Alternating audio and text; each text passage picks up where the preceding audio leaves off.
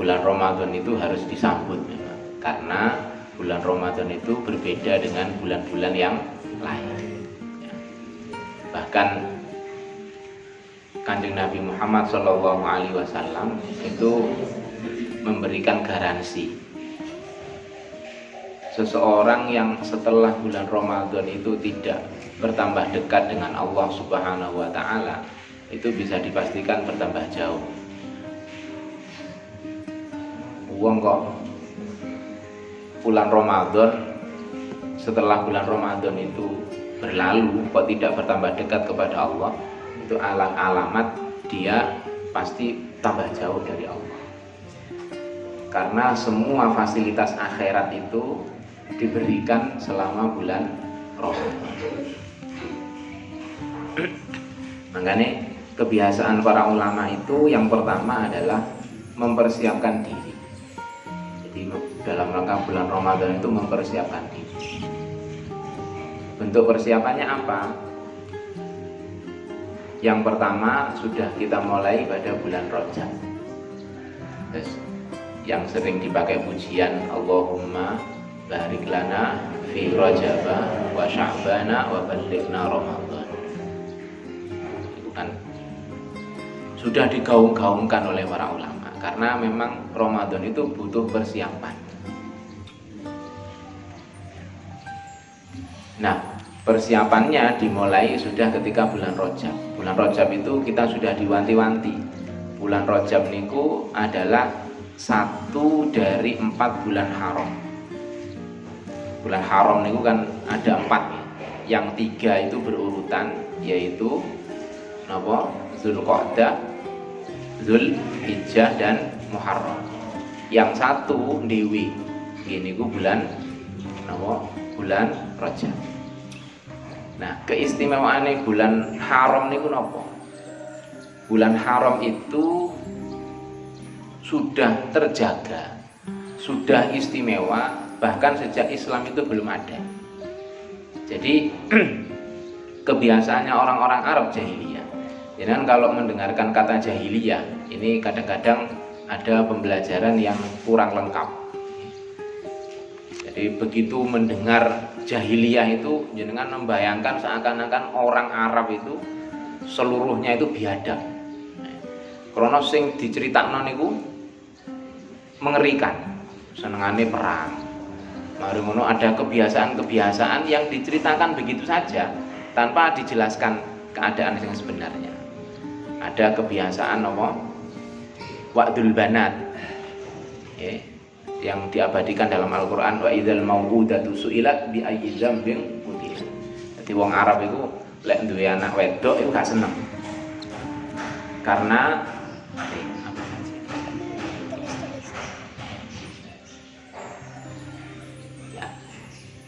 orang Arab itu diantaranya pernah diceritakan punya kebiasaan apa? Wa'dul banat. Lek duwe anak wedok niku ndak suka, saking gak senenge niku sampai dikubur hidup. Sampai memang ada riwayatnya itu. Di wong Arab itu lek duwe napa? Ada perempuan mau melahirkan, itu sudah disiapkan lubang di ujungnya itu, di ujung dipannya itu sudah disiapkan lubang. Dan begitu lahir perempuan langsung dikubur hidup-hidup. Kalau lahir laki-laki itu digendong.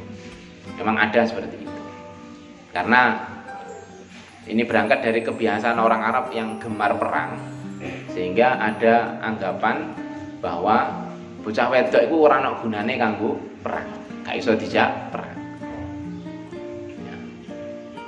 Kemudian ada tradisi mewarisi ibu. Jadi perempuan itu benar-benar termarginalkan selama masa jahiliyah. Ya, ada riwayat mengatakan, jadi lek ono ibu sik enom terus bapaknya mati, nah ibuke gawe rebutan anake. Itu ada berapa. Tapi itu sebenarnya tidak terjadi. Satu, tidak terjadi di seluruh Arab. Hanya beberapa kabilah tertentu. Tentu itu kita sulit membayangkan. Ya, kita sulit membayangkan dengan apalagi diukur dengan standar kita orang-orang modern sekarang, itu jelas di luar.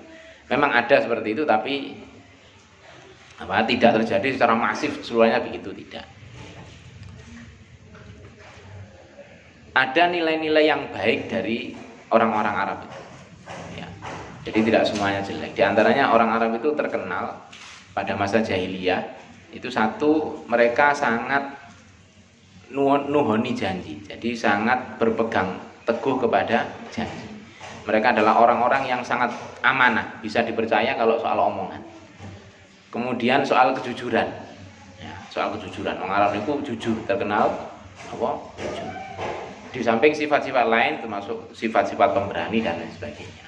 Tapi berkaitan dengan hal itu, kalau sampai ada ada adat yang dinamakan halif. Halif itu akad persaudaraan antara dua orang atau dua kabilah, sehingga perjanjian itu akan dibawa sampai mati. Ya. Jadi kalau satu kabilah, satu keluarga itu mengadakan akad perjanjian halaf namanya, itu maka dua keluarga ini seakan-akan menjadi satu saudara. Semua kehidupan sosialnya itu kalau ada kesulitan ekonomi dibantu, ada masalah peperangan juga akan terlibat dan seterusnya.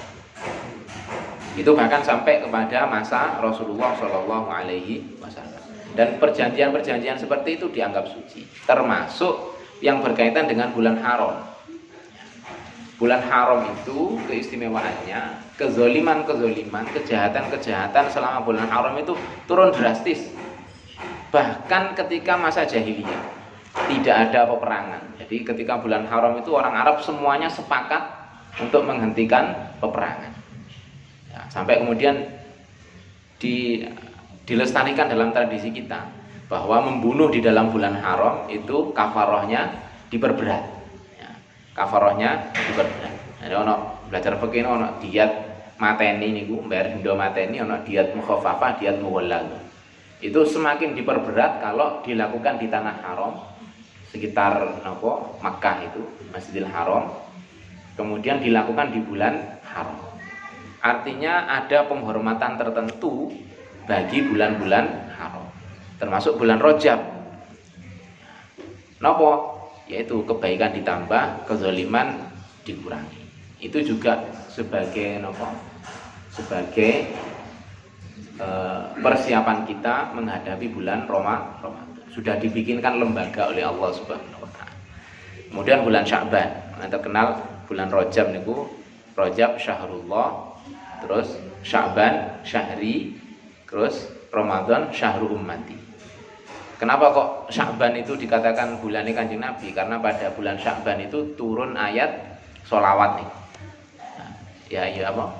Innallaha malaikatahu yusholluna 'alan nabi. Nah, makanya Sya'ban itu bulan sholawat. Bulannya Kanjeng. Makanya untuk menghadapi bulan Ramadan itu dibutuhkan persiapan. Sajane lek diterangno sakniki niki ya wis rada telat, soalnya persiapan wis 2 bulan yang lalu. Niki kurang 2 dina tok. Tapi paling daripada tidak sama sekali. Yang pertama, persiapan itu persiapan menambah ibadah. Karena bagaimanapun menambah ibadah sak jelek sak nyek niku sulit. Sulit, kudu ditambah nyicil didi. Termasuk persiapan secara fisik. Saya masih ingat dulu menjelang bulan Ramadan, bulan Syawal, itu kiai-kiai itu diantara yang saya tahu sendiri, guru saya itu sudah mulai, bahkan dalam 1 bulan setelah bulan Rajab itu pasti cek kesehatan, periksa mata, periksa gigi, itu dilakukan. Karena diantaranya saya ikut mengantar, jadi rutin ke dokter karena sudah sepuh. Itu menjelang bulan Ramadan pasti melakukan check up kesehatan. Nah, jangan kan tasih sehat sedoyo.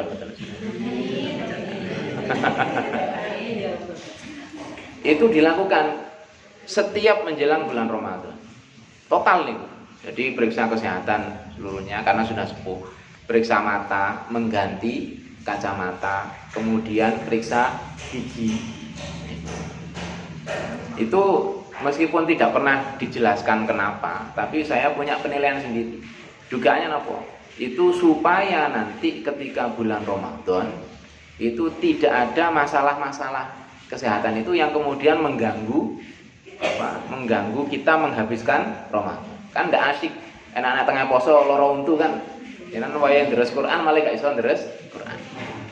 Ya senajan loro niku lek ora sambat ya dadi ganjaran. Tapi kan ya kita tetap tidak mengharapkan itu. Itu satu. Nah, jadi butuh persiapan.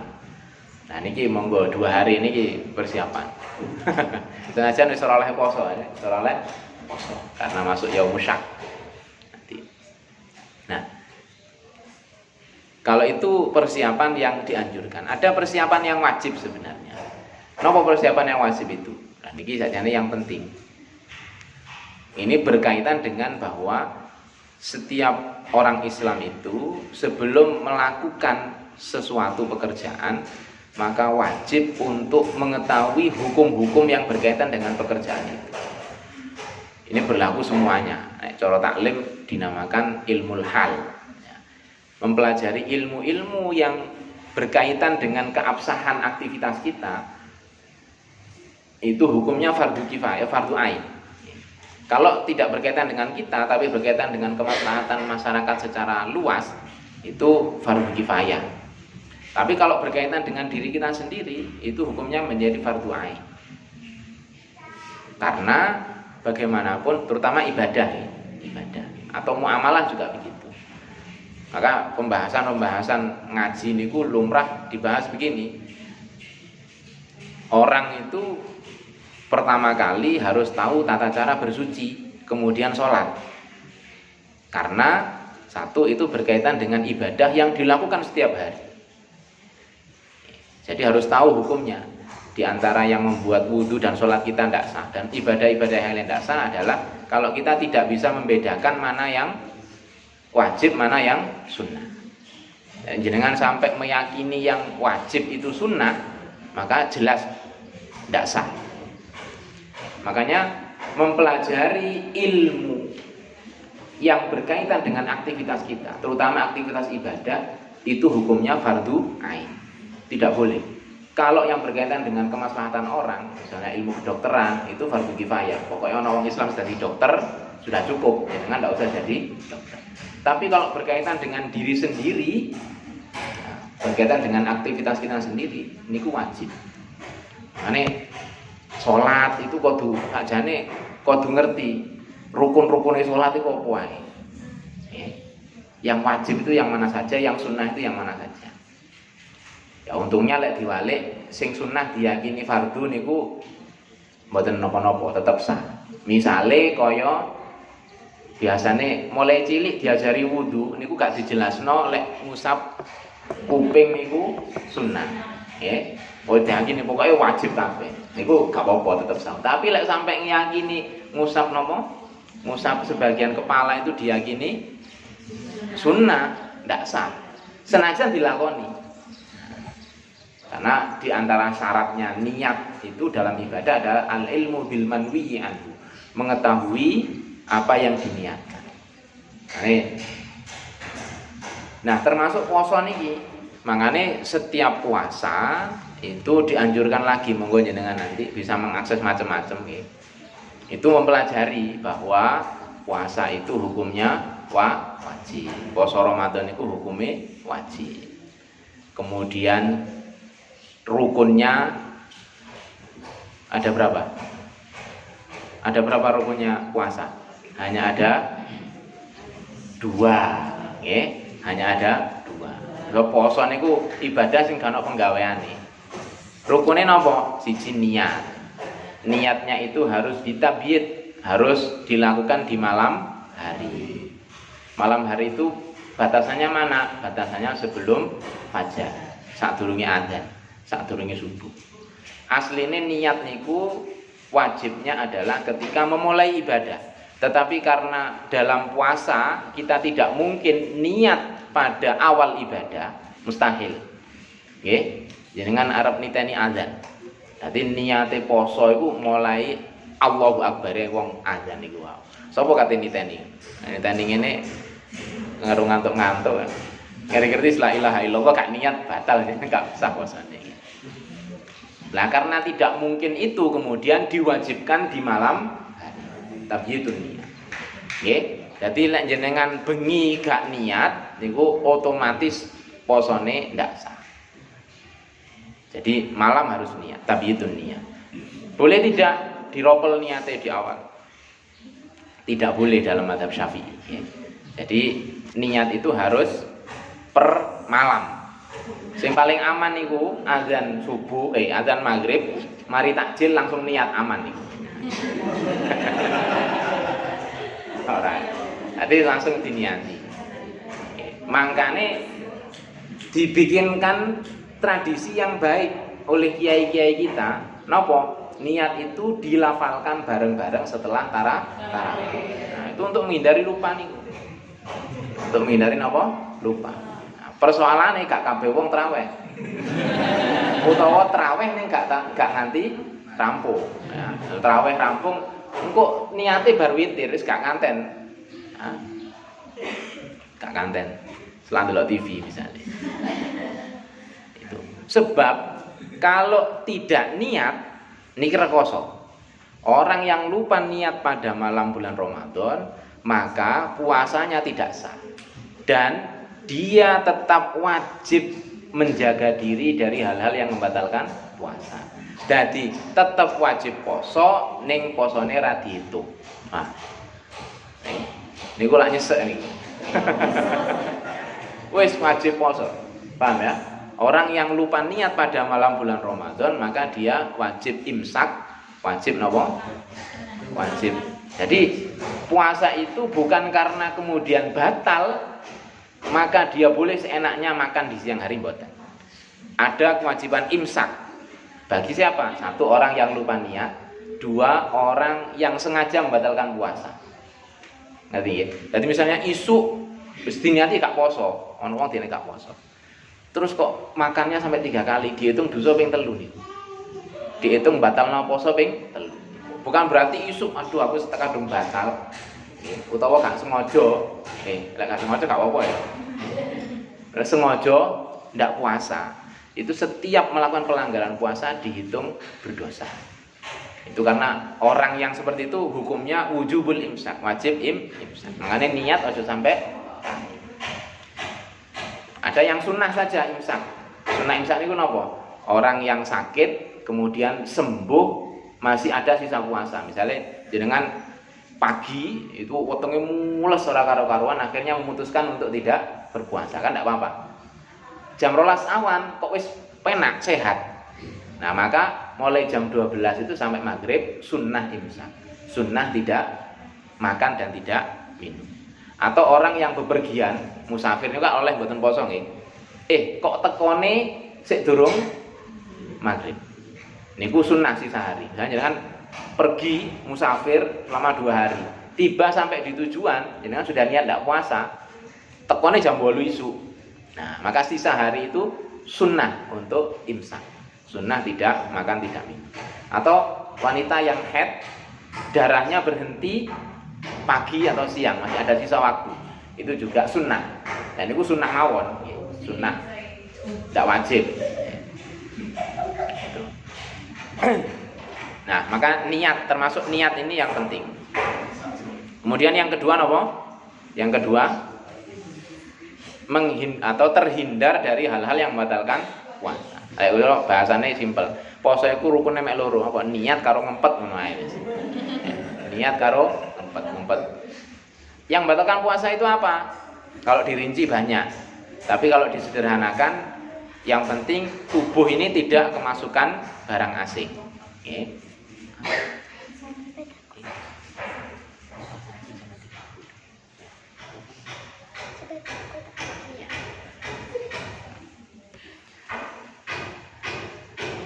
Ya termasuk yang jelas makan, minum, gitu ya.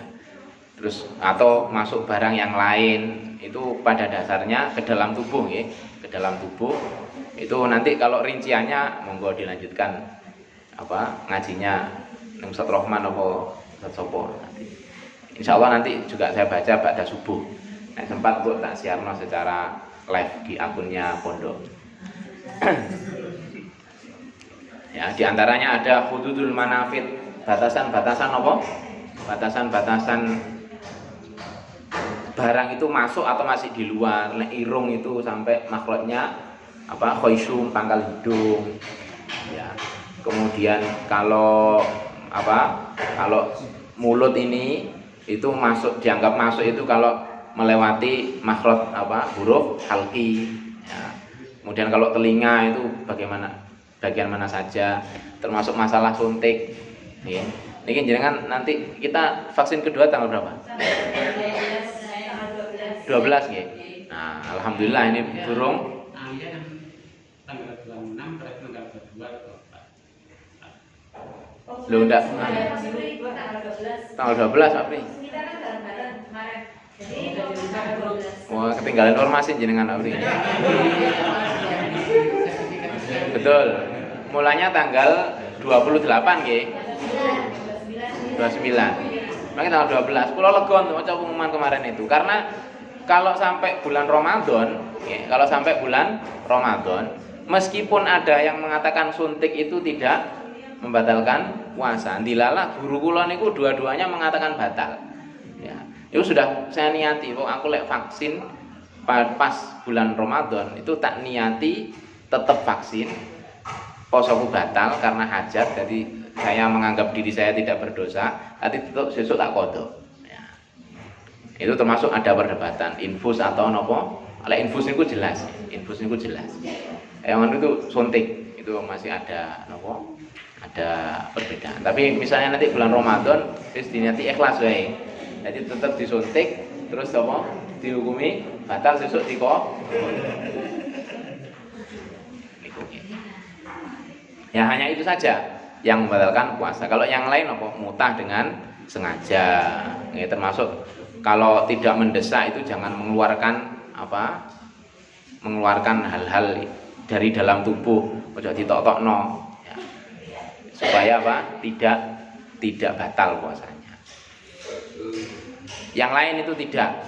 Yang lain mitos apa? Sesuatu yang misalnya mimisen nangis gitu kayak medeni bocah cilik, mimisen batal, nangis batal.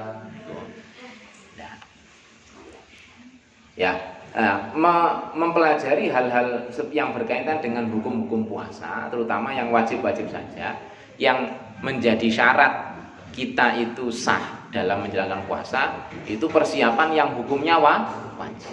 Jadi justru wajib. Mau nanti silakan nanti ada sisa waktu ini atau di awal-awal puasa, jangan banyak-banyak membaca tentang nopo puasa, fikih puasa. Gila bingung iso takon sakoni. Misalnya. Nah itu hukumnya wajib. Nah selama ini hal-hal seperti ini itu hanya dipraktekkan ketika orang mau haji dan mau umroh. Itu pun karena ada ono sing jenenge manasik. Jadi wong nek kate haji kate umroh ono manasik. Manasik itu hukumnya wajib. Sebenarnya tidak, bukan hanya haji dan umroh saja. Maka jenengan ketika mau zakat fitrah, ya, mau zakat fitrah. Kalau sampean lupa tentang hukum-hukumnya zakat fitrah, takon. Tanya, karena sampean tahu hal-hal hukum-hukum tentang ibadah itu hukumnya wajib. Resikonya besar nopo? Resikonya kalau sampai salah di dalam mengetahui hukum-hukumnya itu gak sah. Gak sah. Kecuali jenengan mau downgrade levelnya menjadi orang awam. Nggih. Lek wong awam itu bebas. Wong awam itu wis pokoke ana cocoke titik wis sah ngoten nggih. Tapi kan lek jenengan mosok katene dadi wong awam terus nggih. Wis naik level sisi lah. Ojo dadi wong awam, paling tidak mengetahui hukum-hukum yang berkaitan dengan hal-hal yang akan dilakukan. Ya. Itu dalam semua hal, Makanya kebiasaan santri lek arep nikah sowan. Yang diantara sowan itu terus diterangno. Kula pas nikah niku awan mau besok akad nikah, malamnya sowan itu sowan ba'da isya keluar jam 11 lho.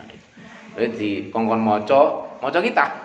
Maca kitab bab nikah itu mulai awal sampai akhir. Oh diwanti-wanti, bab awakmu lek sampai ana hukum-hukum sing kleru, iku nikahmu dadi ora sah. Padahal sing penting kan ngerti mempelai laki-laki, perempuan, ada wali, ada saksi, ada. Tapi ini mboten kula, harus mau tahu semuanya, termasuk kewajiban-kewajiban pasca nikah. karena sudah langsung nanti berkaitan dengan hukum. Nah, niku. Kemudian yang penting lagi dalam bulan Ramadan niku diniati nambah ibadah. Diniati nambah ibadah. Kula mboten jelasaken muluk-muluk. Dan sampean tidak perlu meniatkan sesuatu yang muluk-muluk. Sebab sesuatu sing muluk-muluk niku biasanya dilakoni sedina rong dina marang kapok. Nggih. Caranya itu mudah. Ya, caranya itu mudah. Besok aku tak niati posoan iki khatam Quran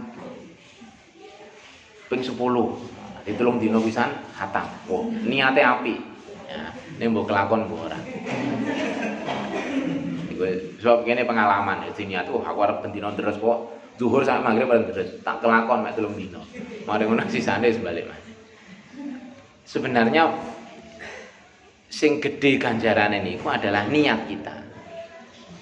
Dan niat itu asalkan sudah dilakukan, maka sebesar niat itu pahala kita, bukan sebesar perbuatannya. Jadi prinsip nggih, bahwa niat itu pahalanya jauh lebih besar daripada perbuatan. Itu sebabnya jenengan hidup di dunia hanya 60 tahun, 70 tahun, tapi masuk surganya selamanya. Nggih. Jenengan dari 70 tahun itu ibadahnya mungkin cuman separuh. Tapi mlebu surgane sak lawase itu kan gak sebanding saya niki. Tapi itu akibat niat. Karena orang kalau ditakdirkan jenengan, saya yakin misalnya diberi umur berapapun itu selamanya akan jadi orang mukmin. Niate lak ngoten nggih. Wonten sing rencana aku kira-kira kok umur 100 lebih aku tak pindah pengen ngrasakno agama liyane kan mboten wonten nggih. Insyaallah kan sak lawase nyembah Gusti Allah. Itulah kenapa kita meskipun umur kita itu hanya 60-70 tahun, tapi sesuk mlebu surga iku sak lawase. Sebab sing diganjar napa? Niate awake dhewe. Duduk kelakuan awake dhewe. Lek kelakuan awake dhewe jenengan berarti mlebu surga mek sekitar 30 tahunan. Nggih. Iku sing ora kakean turu tambah kali 20. Itu. Nah, makanya bulan Ramadan ini monggo sareng-sareng diniati nambah ibadah. Niat nambah ibadah di bulan Ramadan asalkan nanti dieksekusi niku ganjarane luwih gede timbang kelakuane. Ya napa misale sing gak tau maca Quran misale wis maca sedina sak lembar. Sing penting ana tambahan. Sebenarnya ana apa? Tambahan.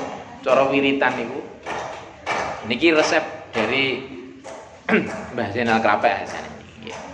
Jadi dulu ketika ada gempa Jogja niku itu semua santri dikumpulkan terus didhawuhi. Ini peringatan untuk kita semua. Supaya segera berlalu dan tidak terjadi lagi, mari kita niatkan menambah ibadah kita.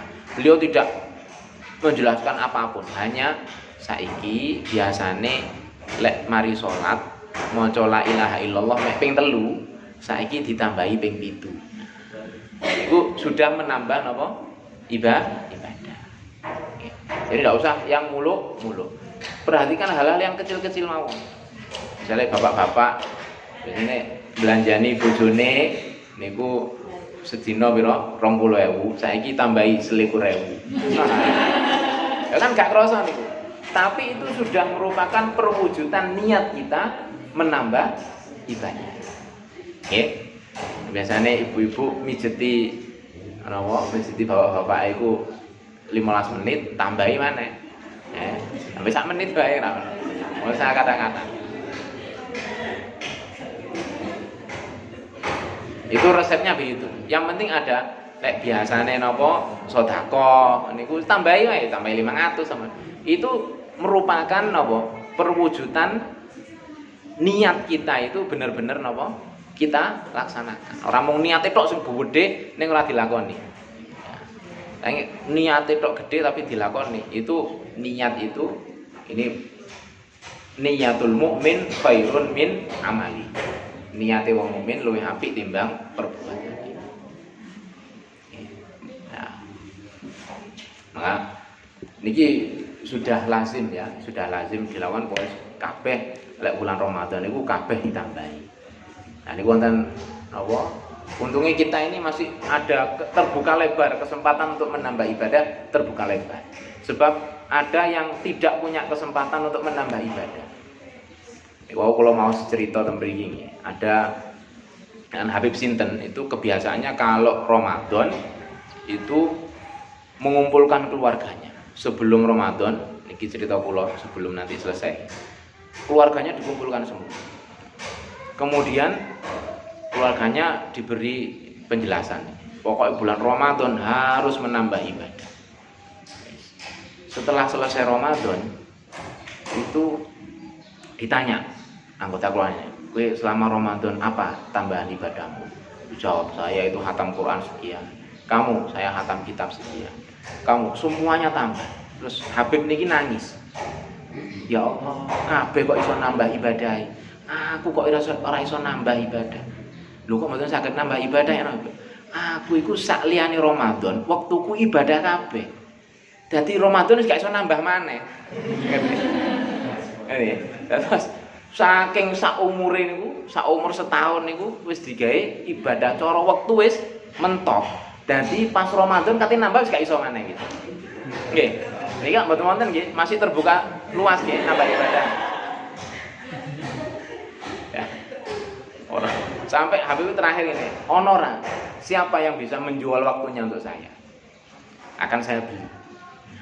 Iku saking mergo selain Ramadan wis full napa ibadah. Lah iki arep nambah maneh gak iso, makane nangis niku. Lah kula yakin niki awake dhewe kesempatannya masih lebar. Gunakan ini sebelum jenengan nanti Ramadan tidak ada lagi kesempatan menambah ibadah. Nggih. Insyaallah dadi wali kabeh.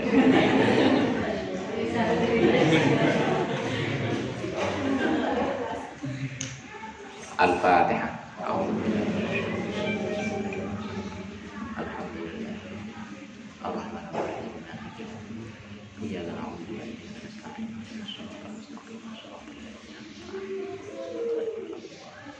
Alhamdulillahirabbil alamin hamdan yuafi ni'amahu wa yukafi mazidah ya rabbana lakal hamdu kama yanbaghi li jalalika wa 'azimi sultanik subhanaka la tuhsi sana'an 'alaika anta kama asnaita 'ala nafsik falakal hamdu hatta tarda wa lakal hamdu idza radita wa lakal hamdu ba'da ridha Allahumma a'inna 'ala dzikrika wa syukrika wa husni ibadatika Allahumma shalli 'ala sayyidina Muhammad wa 'ala sayyidina Muhammad Allahumma inna nas'aluka mujibat rahmatik wa 'azaima maghfiratik wa ghanimatan min kulli birrin والسلامة من كل إثم والفوز بالجنة والنجاة من النار اللهم لا تدع في مجلسنا هذا ذنبا إلا غفرته ولا هما إلا فرجته ولا دينا إلا قضيته ولا مريضا إلا شفيته ولا حاجة من حوائج الدنيا والآخرة هي لك رضا ولنا صلاح إلا قضيتها ويسرتها يا أرحم الراحمين ربنا اللهم اجعل جمعنا هذا جمعا مرحوما وتفرقنا من بعده تفرقا معصوما ولا تجعل منا ولا فينا شقيا ولا محروما ربنا هب لنا من أزواجنا وذرياتنا قرة أعين واجعلنا للمتقين إماما ربنا آتنا في الدنيا حسنة وفي الآخرة حسنة وقنا عذاب النار سبحان ربك رب العزة عما يصفون وسلام على المرسلين والحمد لله رب العالمين ربنا تقبل منا وقبلنا بسر الفاتحة